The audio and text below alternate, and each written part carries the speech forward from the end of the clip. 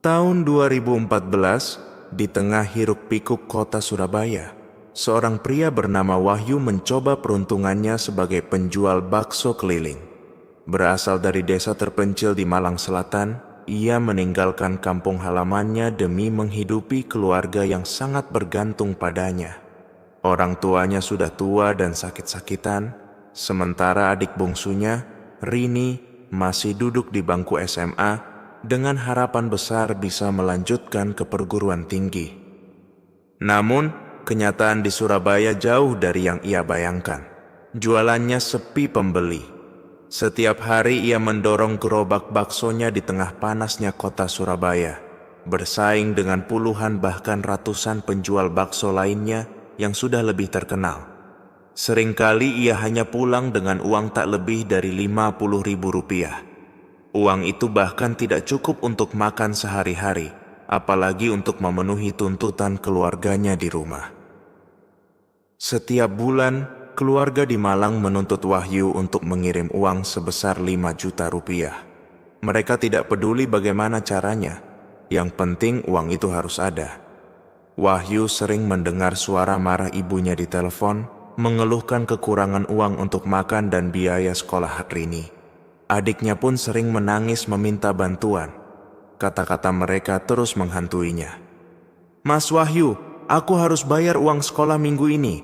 Kalau nggak bayar, aku dikeluarkan." Wahyu hanya bisa menunduk dengan air mata menetes. Ia tidak punya jawaban. Hari demi hari berlalu dan tekanan yang ia rasakan semakin berat. Ia sudah mencoba segala cara, termasuk menambah variasi menu atau menawarkan diskon, tapi tetap saja hasilnya nihil. Dalam kesunyian malam, ia sering duduk sendiri di kamar kosnya yang sempit, memandang kalender dengan kepala penuh beban. Waktu terus berjalan, tapi solusi tidak kunjung datang. Pada suatu malam yang dingin, Wahyu berjalan pulang dengan gerobak kosong, menyusuri jalanan gelap di pinggiran kota. Hatinya benar-benar hancur. Ia merasa dunia telah mengkhianatinya. Dalam langkah beratnya, ia mengingat cerita lama yang pernah ia dengar saat masih kecil. Cerita tentang pesugihan, tentang orang-orang yang rela menempuh jalan hitam untuk mendapatkan kekayaan instan. Pikiran itu perlahan merasuki benaknya. Awalnya, ia mencoba mengusir pikiran tersebut. Tapi semakin hari, suara itu semakin kuat di dalam kepalanya.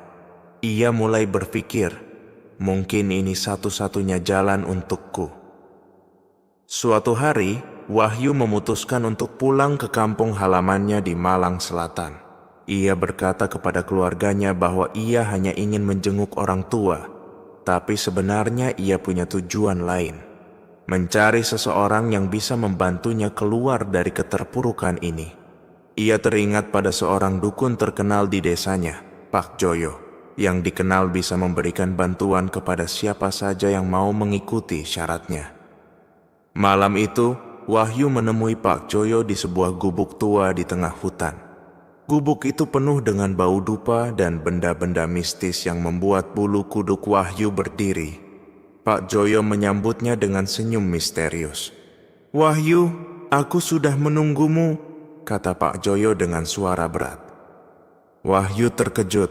Bagaimana mungkin Pak Joyo tahu ia akan datang? Tapi ia tidak berani bertanya. Dengan gemetar, ia menjelaskan masalahnya, menceritakan bagaimana ia ingin keluar dari kemiskinan demi keluarga. Pak Joyo mendengarkan dengan seksama, lalu mengangguk pelan. Ia mengambil sesuatu dari kantong kain hitamnya, segenggam garam. "Garam ini bukan garam biasa," kata Pak Joyo. "Gunakan ini untuk memasak baksomu. Sebarkan sebagian di jalanan tempatmu berjualan.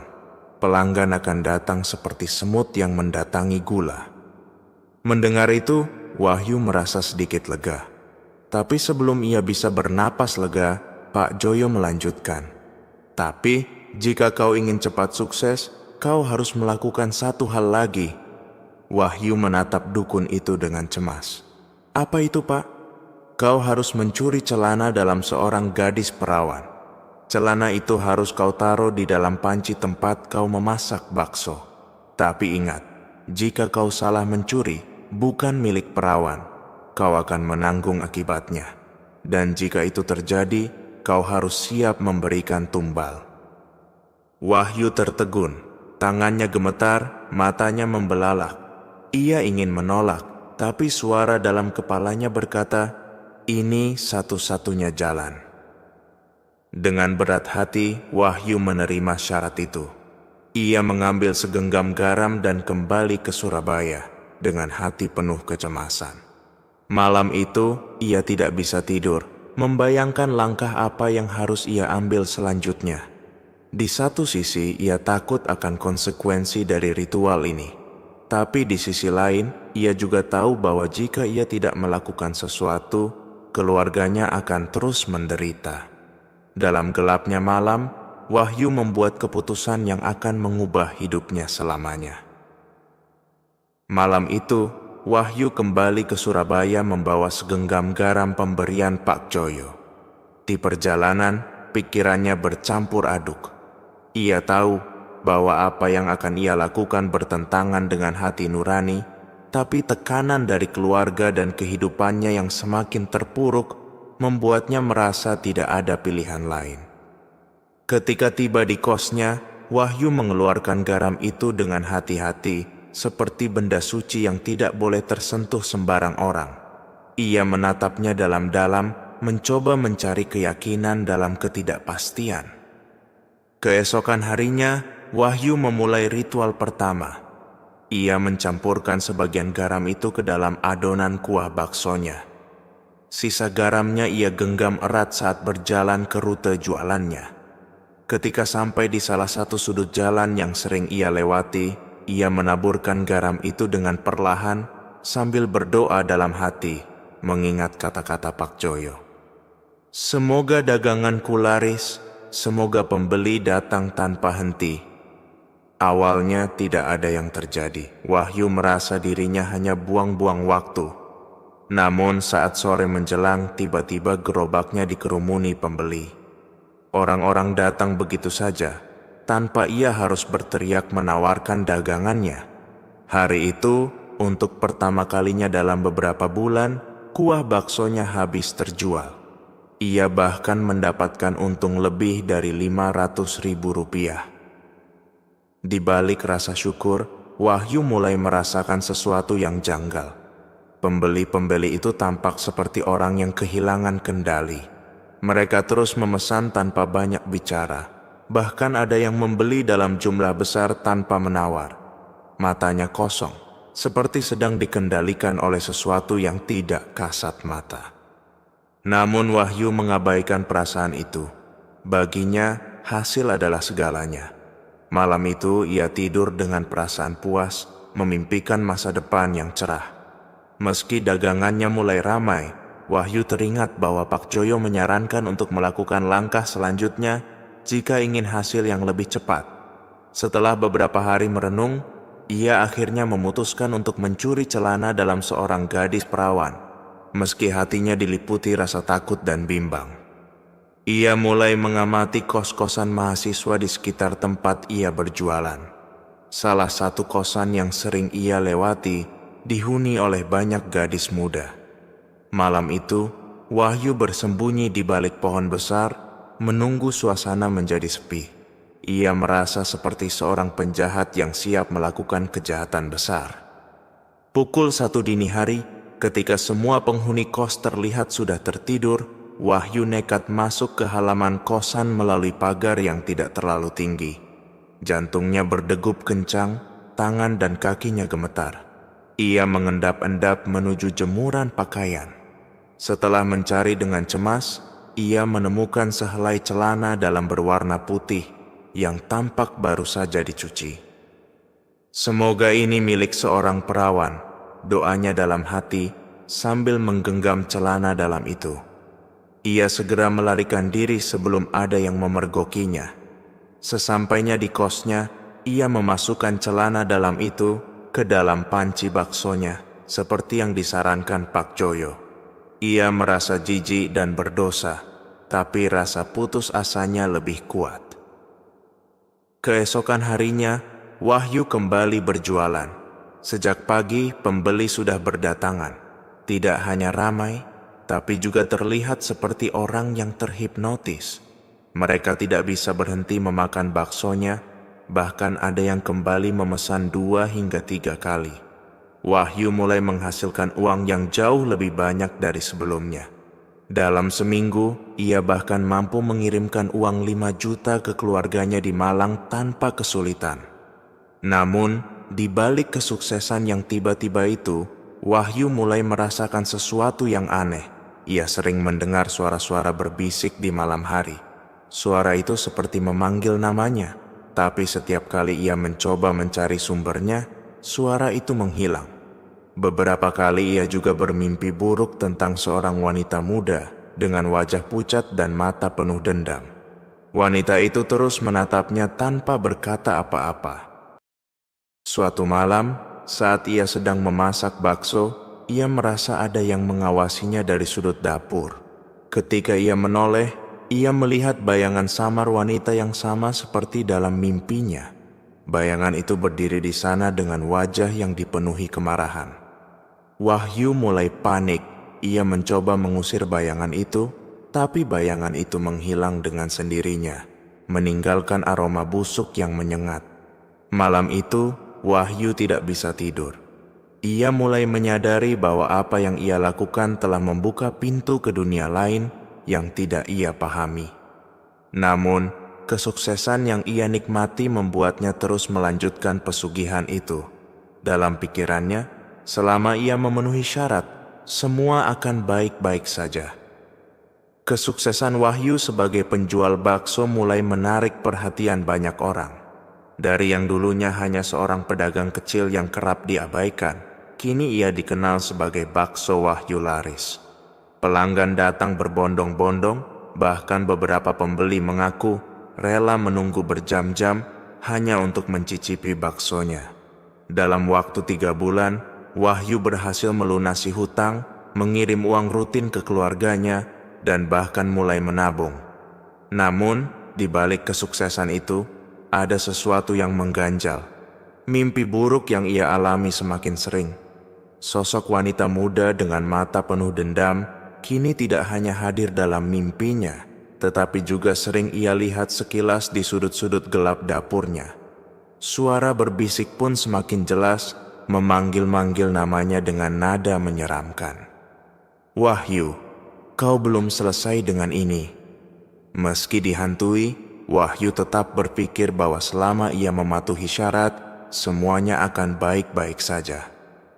Hari itu, Wahyu memutuskan untuk mencuri celana dalam lagi sebagai bagian dari ritual. Namun tanpa ia sadari, celana dalam yang ia ambil kali ini bukan milik seorang perawan. Wahyu tidak mengetahui bahwa syarat ini adalah hal yang sangat sensitif dan akibatnya akan sangat fatal. Ketika ia memasukkan celana dalam itu ke dalam pancinya, suasana terasa berbeda. Suara bisikan yang biasa terdengar berubah menjadi jeritan-jeritan menyayat. Namun, Wahyu mencoba mengabaikan firasat buruk itu. Hari itu, dagangannya tetap laris seperti biasa, bahkan lebih ramai dari sebelumnya. Tapi di malam hari, semuanya mulai berubah. Di tengah malam, Wahyu terbangun karena suara ketukan di pintu kosnya. Saat ia membuka pintu, tidak ada siapapun di sana. Namun, ia melihat jejak kaki basah yang mengarah dari depan pintu menuju dapur. Dengan perasaan takut, ia mengikuti jejak itu. Ketika sampai di dapur, ia melihat bayangan wanita muda itu lagi. Tapi kali ini, sosoknya terlihat lebih jelas. Wajahnya penuh luka, matanya hitam pekat, dan tubuhnya basah kuyup seperti baru saja keluar dari air. Wanita itu menatap Wahyu dengan sorot mata penuh amarah. "Kau melanggar syarat, sekarang bayarannya adalah tumbal." Suaranya bergema di seluruh ruangan. Tubuh Wahyu gemetar, keringat dingin mengalir deras. Ia berlutut sambil memohon ampun. "Jangan, tolong, beri aku waktu, aku akan mencari cara." Wahyu berteriak histeris. Namun wanita itu menghilang begitu saja, meninggalkan bau anyir yang memenuhi seluruh ruangan. Keesokan harinya, Wahyu tidak bisa fokus berjualan. Pikirannya terus dihantui bayangan wanita itu. Ia tahu bahwa waktu yang dimilikinya tidak banyak. Ketika malam tiba, ia memutuskan untuk kembali menemui Pak Choyo di Malang Selatan. Pak Choyo menyambutnya dengan tenang, seolah sudah tahu apa yang terjadi. Dengan suara berat ia berkata, "Aku sudah bilang dari awal, Wahyu, jika kau melanggar syarat, pesugihan ini akan menuntut tumbal. Tidak ada jalan lain." Wahyu memohon agar diberikan solusi lain, tetapi Pak Choyo menggelengkan kepala. "Tumbal harus diambil dari orang terdekatmu. Jika kau tidak memberikan tumbal, maka seluruh keluargamu akan diambil sekaligus." Pernyataan itu membuat Wahyu hancur. Ia tidak bisa membayangkan kehilangan orang-orang yang ia sayangi. Tapi di sisi lain, ia juga tidak mau kehilangan segalanya. Dalam keputusasaan, pikirannya mulai memikirkan adik bungsunya Rini. Ia sangat menyayangi Rini, tapi ia tahu bahwa Rini adalah satu-satunya pilihan. Orang tuanya sudah tua dan sakit-sakitan, dan ia tidak tega mengorbankan istri dan anak-anaknya. Setelah berpikir panjang, Wahyu akhirnya membuat keputusan yang kejam. Dengan hati yang hancur, ia berkata kepada Pak Choyo, Ambil adikku Rini." Pak Choyo mengangguk dengan dingin. Ia menyerahkan sebuah koin kecil kepada Wahyu. "Taruh koin ini di bawah bantal adikmu. Ketika ia tidur malam nanti, ritual akan selesai dengan sendirinya." Wahyu kembali ke Malang dengan membawa koin itu. Ia berusaha menguatkan hatinya, meyakinkan dirinya bahwa ini adalah demi kebaikan semua orang. Malam itu, ia berpura-pura menjenguk keluarganya. Ketika Rini sedang pergi ke kamar mandi, ia menyelinap ke kamarnya dan meletakkan koin di bawah bantalnya. Ketika pagi tiba, keluarga Wahyu menemukan Rini tidak bangun dari tidurnya. Tubuhnya dingin, wajahnya pucat, dan tidak ada tanda-tanda kehidupan. Orang tua Wahyu menangis histeris, tidak percaya bahwa putri bungsu mereka meninggal begitu saja tanpa sebab yang jelas. Wahyu hanya bisa diam, rasa bersalah menghantam hatinya seperti ribuan jarum. Namun dalam diamnya, ia juga merasakan sesuatu yang lain, kelegaan. Ia tahu bahwa pengorbanan ini telah menyelamatkan keluarganya untuk sementara waktu. Kematian Rini menjadi duka mendalam bagi keluarga Wahyu. Orang tua mereka menangis tanpa henti, dan tetangga desa berbisik-bisik menyebut kematian itu sebagai sesuatu yang aneh. Tidak ada tanda-tanda penyakit sebelumnya, namun tiba-tiba nyawanya diambil begitu saja saat ia tertidur. Dokter yang memeriksanya pun hanya bisa mengatakan bahwa ia meninggal karena serangan jantung mendadak, sebuah jawaban yang tidak memuaskan bagi keluarga. Wahyu berpura-pura berduka bersama keluarganya. Ia menggenggam tangan ibunya yang gemetar, mencoba menyembunyikan perasaan bersalah yang terus menggerogoti hatinya. Tapi di balik tangisan itu, Wahyu tahu bahwa semua ini adalah konsekuensi dari jalan gelap yang telah ia pilih. Ia mengorbankan adiknya demi uang, demi kesuksesan yang mulai ia rasakan. Setelah kembali ke Surabaya, usaha bakso Wahyu semakin berkembang pesat. Tidak hanya gerobaknya yang selalu penuh dikerumuni pelanggan, ia bahkan mulai membuka cabang baru di beberapa sudut kota. Dalam waktu kurang dari setahun, ia berhasil memiliki 7 cabang bakso di berbagai lokasi strategis di Surabaya. Rumah kos kecil yang dulu ia tinggali kini telah digantikan dengan rumah besar di kawasan elit kota. Mobil mewah terparkir di halaman, dan keluarga yang dulu bergantung padanya kini telah ia pindahkan ke Surabaya. Orang tuanya merasa bangga dengan keberhasilan Wahyu, meskipun mereka masih sering menangisi kepergian Rini. Istri Wahyu, Mira, juga mulai menikmati kehidupan barunya. Dari seorang wanita sederhana yang membantu suami menjual bakso, Kini ia berpenampilan layaknya istri seorang pengusaha sukses. Namun, Mira mulai merasakan sesuatu yang aneh.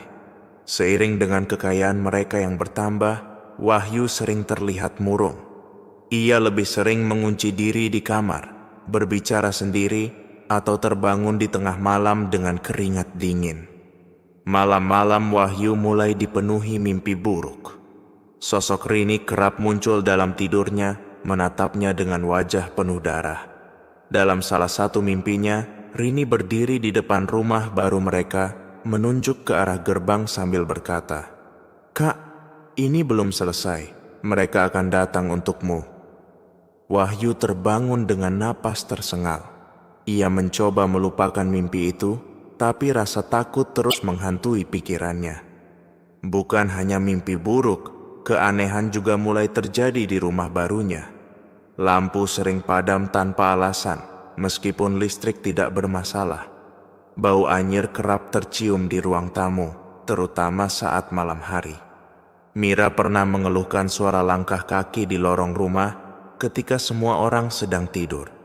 Namun, Wahyu selalu mengabaikannya, berusaha meyakinkan dirinya bahwa itu hanya imajinasinya. Suatu malam, saat Wahyu sedang sendirian di ruang kerjanya, bayangan Pak Coyo tiba-tiba muncul di cermin di depannya. Wajah dukun itu terlihat lebih gelap dan menakutkan, dengan mata yang menyala merah seperti bara api. "Wahyu, waktumu hampir habis. Pesugihan ini membutuhkan tumbal lagi." Wahyu tertegun. Keringat dingin mengalir di dahinya. Ia mencoba membantah, tapi suaranya tercekat. "Kau tahu aturannya. Kesuksesanmu tidak datang tanpa harga. Pilih satu lagi dari keluargamu, atau semua yang kau miliki akan diambil." Pak Joyo berkata dengan suara menggelegar. Bayangan itu menghilang, meninggalkan Wahyu yang gemetar ketakutan. Ia tahu jika ia tidak segera memberikan tumbal, konsekuensinya akan jauh lebih mengerikan daripada sebelumnya. Wahyu mulai melihat keluarganya sebagai target, namun kali ini pilihannya jauh lebih sulit. Ia tidak mungkin mengorbankan kedua orang tuanya lagi setelah kehilangan Rini. Istri dan anak-anaknya, memikirkannya saja sudah membuatnya merasa mual. Tapi ia tahu jika ia tidak memberikan tumbal, pesugihan itu tidak akan berhenti meminta. Hari-hari Wahyu dipenuhi dengan tekanan.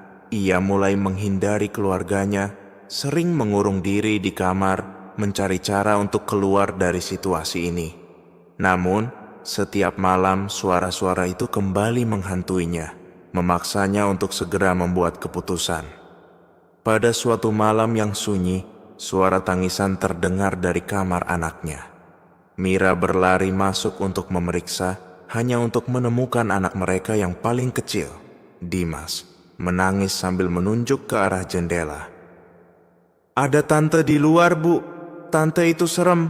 Dia ngetok-ngetok kaca." Mira langsung merinding. Ia melihat keluar jendela, tapi tidak ada siapa-siapa di sana. Namun ketika ia kembali menatap Dimas, ia melihat bekas tangan hitam di lengannya, seperti cengkeraman yang sangat kuat. Mira segera memeluk anaknya, sementara Wahyu hanya bisa diam dengan wajah pucat. Malam itu, Wahyu kembali bermimpi buruk. Dalam mimpinya, Rini berdiri di depan gerbang rumah dengan tatapan marah. "Kak, mereka akan mengambil semuanya jika kau tidak memberikan satu lagi. Pilih atau bersiap kehilangan segalanya." Ketika Wahyu terbangun, ia menemukan sesuatu yang mengerikan. Koin kecil yang dulu ia gunakan untuk mengorbankan Rini, kini ada di bawah bantalnya. Wahyu tidak lagi bisa berpura-pura bahwa semua ini baik-baik saja. Koin kecil yang muncul di bawah bantalnya adalah pertanda jelas. Waktunya hampir habis. Ia tahu bahwa jika tidak memberikan tumbal, pesugihan ini akan menuntut lebih banyak, dan tidak hanya satu nyawa, tapi seluruh keluarganya. Rasa bersalah karena mengorbankan Rini masih menghantui Wahyu, tetapi kini ia dihadapkan pada pilihan yang lebih berat. Ia harus memilih di antara orang-orang yang paling ia cintai, istri atau anak-anaknya. Setiap malam suara-suara terus berbisik di telinganya, mendesaknya untuk segera mengambil keputusan. Pilih satu, atau mereka semua akan diambil. Wahyu mencoba mencari jalan keluar. Ia kembali menemui Pak Choyo, berharap ada cara untuk menghentikan semuanya. Namun jawaban Pak Choyo hanya membuatnya semakin tertekan. Tidak ada jalan kembali, Wahyu.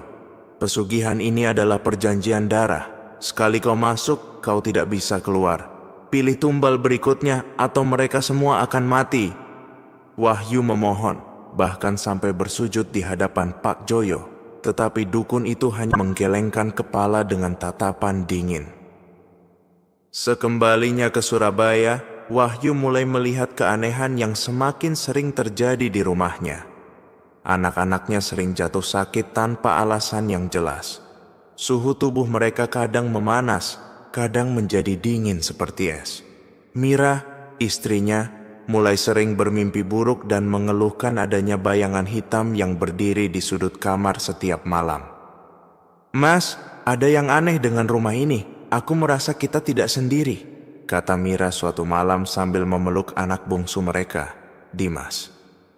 Namun Wahyu hanya bisa terdiam. Ia tidak berani menceritakan apa yang sebenarnya terjadi. Setiap kali Mira mencoba membahas hal itu, Wahyu selalu mengalihkan pembicaraan atau pergi meninggalkannya. Puncaknya terjadi pada suatu malam ketika Mira terbangun karena suara tangisan dari kamar Dimas. Ketika ia masuk ke kamar, ia menemukan Dimas duduk di lantai dengan mata yang kosong, menatap ke arah jendela. Bu, tante itu di sini lagi, kata Dimas dengan suara pelan sambil menunjuk ke arah bayangan hitam di sudut kamar. Mira langsung merinding.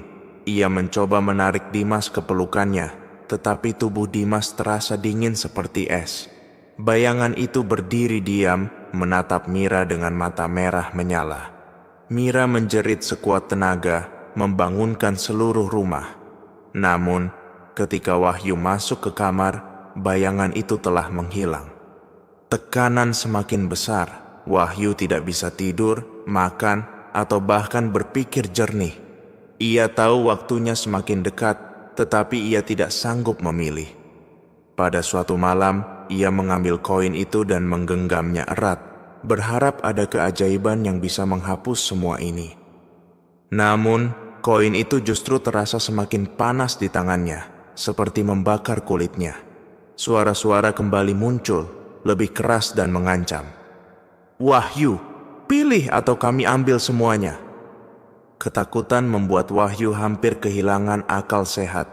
Ia mulai berpikir untuk mengorbankan salah satu anaknya, Dimas, yang masih kecil dan tidak akan merasakan apa-apa.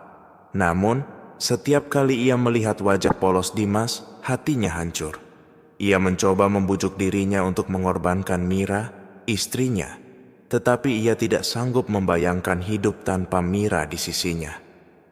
Malam-malam Wahyu semakin mencekam.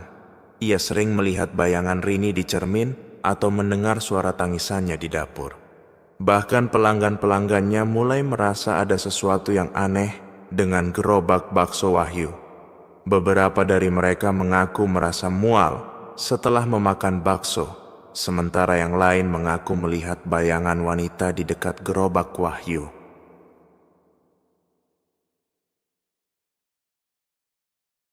Pada suatu malam, Wahyu tidak tahan lagi. Ia membawa koin itu dan pergi ke kamar anak sulungnya, Aditya. Dengan tangan gemetar, ia menyelipkan koin itu di bawah bantal Aditya. Namun sebelum ia bisa keluar dari kamar, Aditya terbangun. Ayah, apa yang ayah lakukan? Tanya Aditya dengan suara lemah. Wahyu terdiam, keringat dingin mengalir di dahinya. Ia tidak bisa menjawab, hanya berdiri membeku di tempat. Aditya menatap ayahnya dengan mata yang mulai berkaca-kaca. Ayah, aku sering mimpi buruk. Tante Rini bilang ayah sudah bohong. Tante Rini bilang ayah yang bikin aku sakit. Mendengar itu, Wahyu jatuh terduduk. Ia menangis keras, menyadari bahwa dosa yang ia lakukan telah menyentuh anak-anaknya. Ia segera mengambil koin itu dari bawah bantal Aditya dan membuangnya keluar jendela. Aku tidak bisa melakukan ini lagi, Wahyu berteriak dalam keputusasaan. Namun jeritan Wahyu tidak menghentikan kegelapan yang terus mendekat. Malam itu bayangan hitam kembali muncul di kamar Wahyu. Kali ini sosoknya lebih besar dan lebih mengerikan, dengan mata merah yang menyala seperti api. Suaranya menggema di seluruh ruangan. Kau telah melanggar perjanjian, Wahyu. Kami akan mengambil semuanya. Wahyu berlutut, memohon ampun, tetapi bayangan itu hanya tertawa keras sebelum menghilang. Wahyu terbangun keesokan paginya dengan tubuh gemetar. Malam sebelumnya seperti mimpi buruk yang terlalu nyata untuk diabaikan. Rumahnya terasa semakin dingin dan sepi, seolah-olah sesuatu telah berubah. Dia melihat Mira duduk di ruang tamu, wajahnya penuh kecemasan. Anak-anak mereka tidak ceria seperti biasanya, malah terlihat lesu dan diam. Mas, aku nggak kuat lagi. Ada sesuatu yang salah di rumah ini, kata Mira dengan suara pelan. Wahyu tidak menjawab, kepalanya tertunduk, penuh rasa bersalah. Ia tahu ini adalah akibat dari keputusannya, namun ia juga tahu bahwa segala sesuatu sudah terlambat untuk diperbaiki. Hari itu, Wahyu mencoba berjualan seperti biasa. Namun suasana terasa berbeda. Pelanggan yang biasanya ramai kini mulai berkurang. Beberapa pelanggan yang datang terlihat tidak nyaman. Bahkan ada yang menolak untuk memakan baksonya setelah melihat sesuatu yang tidak kasat mata. Mas, tadi di belakang gerobakmu ada yang berdiri, tapi bayangannya aneh, ujar seorang pelanggan sebelum pergi terburu-buru. Wahyu terdiam, perasaan takut mulai merayap ke dalam dirinya. Ia merasa seperti ada yang mengawasinya sepanjang hari, namun ketika ia menoleh ke belakang, tidak ada siapa-siapa. Ketika malam tiba, Wahyu kembali ke rumah dengan tubuh lelah dan pikiran kacau. Di tengah perjalanan, ia merasa ada sesuatu yang mengikuti gerobaknya. Ketika ia menoleh, ia melihat bayangan hitam besar melayang di belakangnya. Suara langkahnya berat, seperti gemuruh yang mengguncang jalanan. Kau telah melanggar perjanjian, Wahyu. Kini waktumu habis. Suara berat itu terdengar, membuat Wahyu hampir kehilangan kendali atas gerobaknya. Sesampainya di rumah, suasana semakin mencekam. Lampu di rumahnya berkedip-kedip dan udara dingin menyelimuti setiap sudut ruangan. Anak-anaknya mulai demam tinggi, sementara Mira menangis di dapur, merasakan kehadiran sesuatu yang tidak bisa ia lihat. Ketika malam semakin larut, suara-suara mulai terdengar dari kamar tidur anak-anak mereka. Wahyu berlari ke kamar, hanya untuk menemukan Dimas berdiri di sudut ruangan dengan tatapan kosong.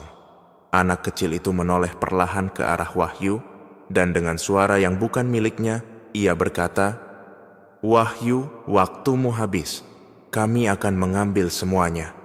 Wahyu jatuh terduduk, tubuhnya gemetar. Ia mencoba mendekati Dimas, tetapi anak itu tiba-tiba pingsan. Mira segera memeluk Dimas, sementara Aditya, anak sulung mereka, mulai menangis ketakutan. Wahyu tidak bisa lagi tinggal diam. Ia memutuskan untuk membawa seluruh keluarganya pergi dari Surabaya, berharap bisa lari dari kutukan yang terus membayangi mereka. Dengan terburu-buru, ia memasukkan Mira dan anak-anaknya ke dalam mobil, membawa beberapa barang penting, dan melaju ke arah tol Suramadu. Namun sepanjang perjalanan, Wahyu merasa ada sesuatu yang salah. Mobilnya terasa berat, seperti ada beban yang tidak terlihat. Udara di dalam mobil terasa semakin dingin, dan suara bisikan mulai terdengar dari kursi belakang. Kau tidak bisa lari, Wahyu. Semuanya akan berakhir di sini. Wahyu mencoba mengabaikan suara itu, tetapi tangannya mulai gemetar memegang setir. Mira yang duduk di sebelahnya juga mulai merasakan keanehan. Ketika ia menoleh ke kursi belakang, ia melihat bayangan hitam duduk di antara anak-anak mereka. Mas, hentikan mobil! Mira berteriak, tetapi terlambat. Dari arah berlawanan, sebuah truk besar melaju dengan kecepatan tinggi. Dalam sekejap, mobil Wahyu bertabrakan hebat, terpental beberapa meter, dan akhirnya terbalik di tengah jalan tol. Petugas yang datang ke lokasi kecelakaan menemukan pemandangan yang mengerikan.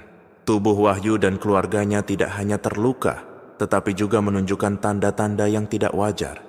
Beberapa bagian tubuh mereka tampak hangus, sementara wajah mereka terlihat seperti memancarkan ketakutan yang mendalam. Anehnya, ketika petugas memeriksa lokasi kecelakaan, mereka menemukan sebuah koin kecil tergeletak di kursi pengemudi, berlumuran darah. Tidak ada yang tahu dari mana koin itu berasal, tetapi kehadirannya meninggalkan kesan mistis di antara para petugas. Kabar kematian Wahyu dan keluarganya segera tersebar. Tetangga di Malang dan Surabaya hanya bisa bergidik ngeri mendengar cerita di balik kecelakaan itu. Beberapa dari mereka mulai menghubungkan kesuksesan Wahyu yang tiba-tiba dengan hal-hal mistis. Mereka percaya bahwa Wahyu telah membuat perjanjian dengan sesuatu yang kelam dan akhirnya harus membayar harga yang mengerikan. Gerobak bakso Wahyu yang ditinggalkan kini terbengkalai di sebuah gudang tua. Orang-orang yang mencoba menyentuhnya sering mengaku melihat bayangan seorang wanita muda dengan mata hitam dan wajah penuh luka berdiri di samping gerobak itu. Setelah kematian tragis Wahyu dan keluarganya, kisah mereka menjadi buah bibir di Surabaya dan Malang. Tetangga dan pelanggan yang pernah berinteraksi dengan Wahyu mulai menceritakan kejadian-kejadian aneh yang mereka alami, terutama yang berkaitan dengan gerobak bakso miliknya. Kini, gerobak itu dibiarkan terbengkalai di sebuah gudang tua di pinggiran Surabaya. Namun cerita tidak berhenti di situ. Gerobak tersebut mulai menunjukkan tanda-tanda bahwa ia bukan lagi benda mati. Beberapa orang yang tinggal di sekitar gudang mengaku mendengar suara-suara aneh di malam hari, seperti suara seseorang yang sedang memotong daging atau mengaduk panci. Tidak jarang, aroma kuah bakso yang menyengat tercium meski gudang itu kosong. Harry, seorang pemilik gudang tempat gerobak itu disimpan, merasa terganggu oleh laporan para pekerjanya. Mereka sering mengeluh tentang suara-suara langkah kaki dan aroma anyir yang keluar dari gudang, terutama di malam hari. Awalnya Harry mengabaikan cerita itu, menganggapnya sebagai khayalan belaka. Namun, pada suatu malam, ia memutuskan untuk memeriksa sendiri. Pukul 11 malam, Harry membuka pintu gudang dengan lampu senter di tangannya. Suasana di dalam gudang sangat sunyi, tetapi hawa dingin yang aneh menyambutnya begitu ia melangkah masuk. Di sudut gudang ia melihat gerobak bakso Wahyu yang sudah berkarat dan kotor. Harry mendekati gerobak itu perlahan, rasa penasaran bercampur dengan ketakutan. Ketika ia menyentuh gerobak itu, tiba-tiba suara gemuruh terdengar, seperti suara air mendidih dari dalam panci yang kosong. Harry mundur dengan panik, tetapi suara itu semakin keras. Lalu, sebuah bayangan hitam muncul di belakang gerobak. Bayangan itu berwujud wanita dengan wajah yang hancur, menatap Harry dengan mata yang penuh dendam. "Jangan sentuh ini!" Suara wanita itu bergema, membuat Harry jatuh terduduk. Dalam ketakutan, Harry segera berlari keluar dari gudang, meninggalkan gerobak itu sendirian di kegelapan. Setelah kejadian itu, cerita tentang gerobak bakso Wahyu menyebar dengan cepat. Orang-orang mulai menghubungkan keanehan itu dengan pesugihan yang dilakukan Wahyu. Ada yang percaya bahwa roh dari tumbal pesugihan itu, termasuk Rini, masih terikat pada gerobak tersebut. Mereka tidak bisa pergi ke alam lain karena perjanjian Wahyu yang tidak selesai. Beberapa orang yang penasaran mencoba mendekati gudang tersebut untuk melihat gerobak dengan mata kepala sendiri. Namun tidak ada yang pulang tanpa cerita menyeramkan. Ada yang mengaku mendengar suara wanita menangis, ada yang mencium aroma busuk yang menyengat, dan ada pula yang melihat sosok wanita berdiri di dekat gerobak dengan tubuh berlumuran darah. Suatu hari, seorang pria bernama Andri datang ke gudang tersebut. Ia adalah seorang pengusaha muda yang ambisius, yang mendengar tentang kesuksesan Wahyu dan percaya bahwa ia bisa menggunakan gerobak itu untuk membangun bisnisnya sendiri. Meski telah mendengar cerita-cerita menyeramkan, Andri tidak percaya pada hal-hal mistis. "Itu cuma cerita orang kampung yang suka lebay," katanya kepada Harry, pemilik gudang. Andri memutuskan untuk membeli gerobak itu dengan harga murah dan membawanya ke rumahnya. Ia membersihkan gerobak itu, memperbaiki bagian-bagian yang rusak, dan memutuskan untuk menggunakan gerobak itu untuk membuka usaha bakso keliling seperti Wahyu. Namun, malam pertama setelah gerobak itu berada di rumahnya, keanehan mulai terjadi. Lampu di dapur rumah Andri tiba-tiba mati sendiri, padahal listrik tidak bermasalah. Ia juga mendengar suara panci yang diketuk-ketuk di tengah malam, tetapi ketika ia memeriksa dapur, tidak ada apa-apa. Hari pertama Andri berjualan dengan gerobak itu berjalan lancar. Pelanggan datang dalam jumlah yang mengejutkan, dan ia berhasil menjual habis baksonya sebelum tengah hari. Namun, beberapa pelanggan mulai melaporkan hal aneh. Salah seorang pembeli mengaku menemukan rambut panjang di dalam mangkuk baksonya, sementara yang lain merasa mual setelah memakannya. Andri mengabaikan keluhan itu, berpikir bahwa itu hanya kebetulan. Namun, pada malam harinya suara bisikan mulai terdengar dari gerobak yang ia simpan di dapurnya. Bisikan itu terdengar seperti suara wanita, penuh amarah dan kebencian. "Andri, kau akan mengalami nasib yang sama." Andri mencoba untuk tidak memikirkannya, tetapi malam-malam berikutnya menjadi semakin mengerikan. Sosok wanita berambut panjang mulai muncul di cermin dapurnya. Aroma anyir memenuhi seluruh rumahnya, dan suara-suara dari gerobak semakin keras. Danri mulai kehilangan akal sehatnya. Ia sering berbicara sendiri, memohon agar suara-suara itu berhenti.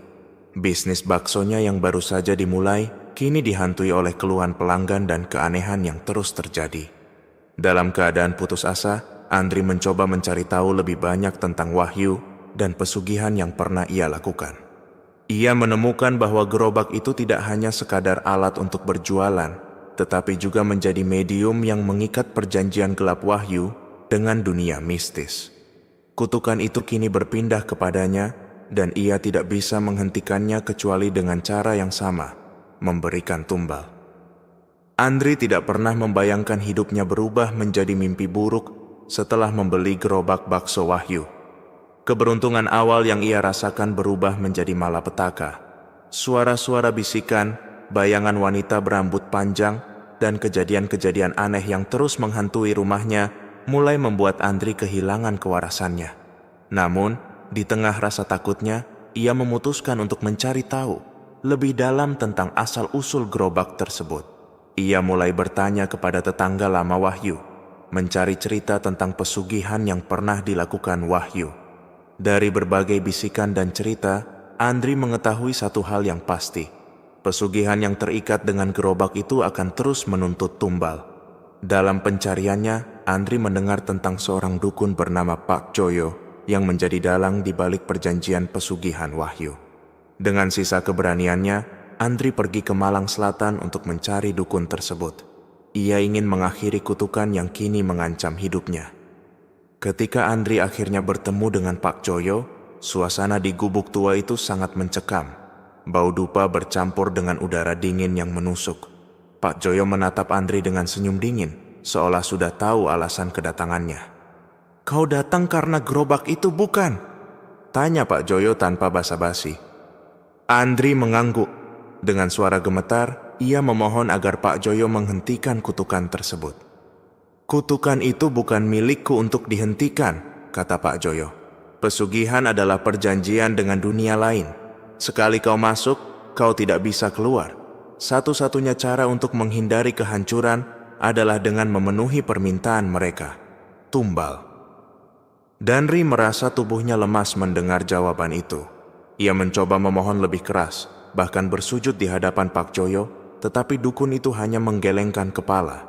"Jika kau tidak memberikan tumbal, mereka akan mengambil semuanya darimu, sama seperti yang terjadi pada Wahyu," kata Pak Joyo dengan nada dingin. Sepulangnya dari Malang, Andri membawa rasa takut yang semakin besar. Ia tahu bahwa waktunya semakin sempit. Malam-malamnya menjadi semakin mencekam.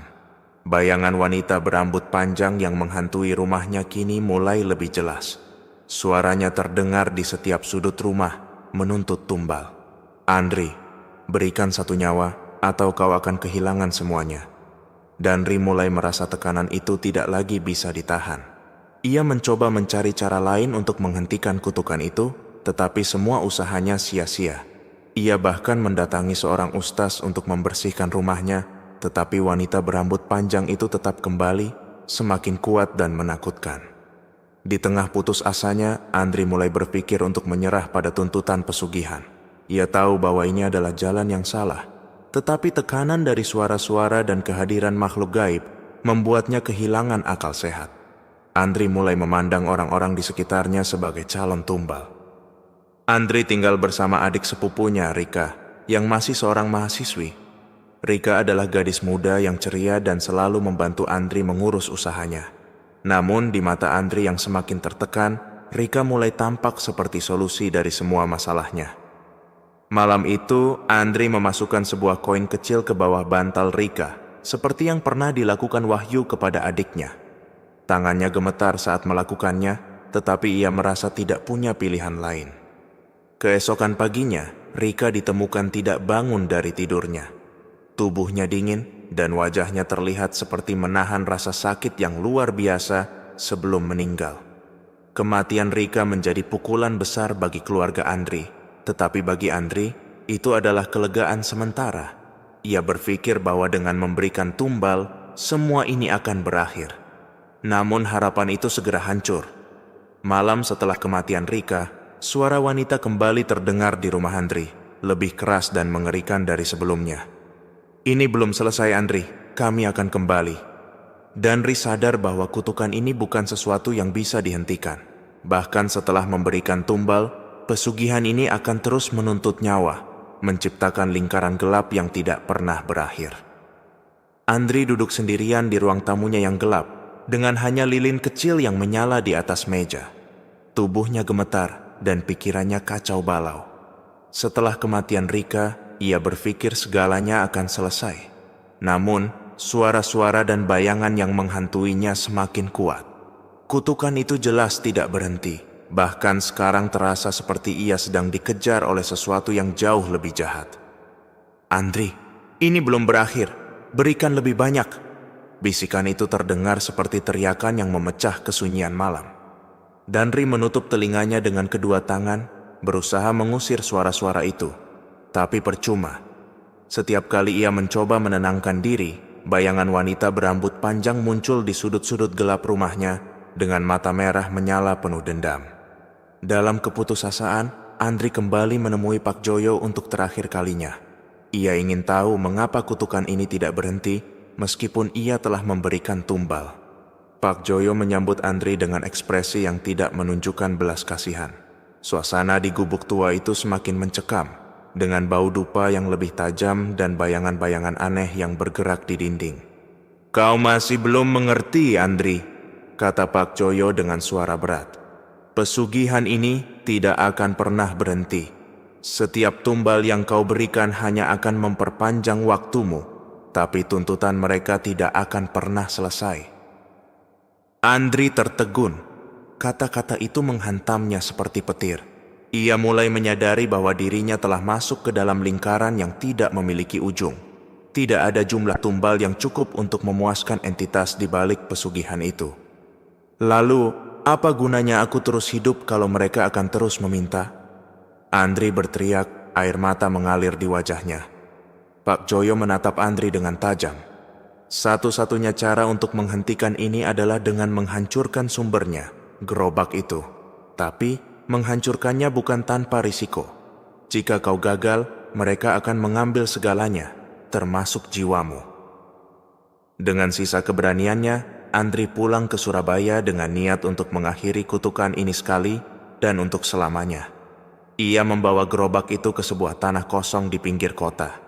Di tengah malam yang gelap, ia menuangkan bensin ke seluruh bagian gerobak dan menyulutnya dengan korek api. Api langsung menyala, membakar gerobak itu dengan cepat. Namun, saat api mulai berkobar, angin kencang tiba-tiba berhembus, memadamkan api dengan cara yang tidak wajar.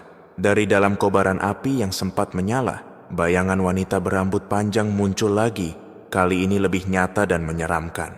Matanya menatap tajam ke arah Andri.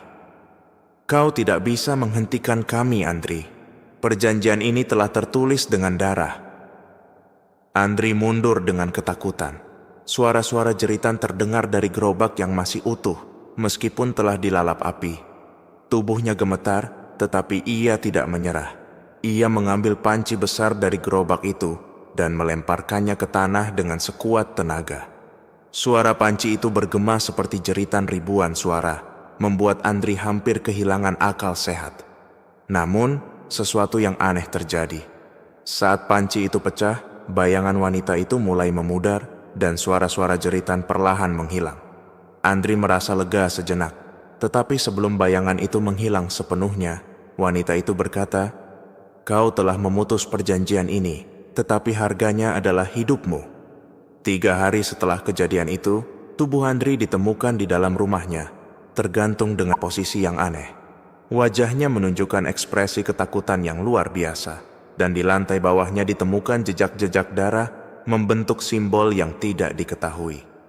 Namun, yang lebih menyeramkan adalah laporan dari tetangga Andri.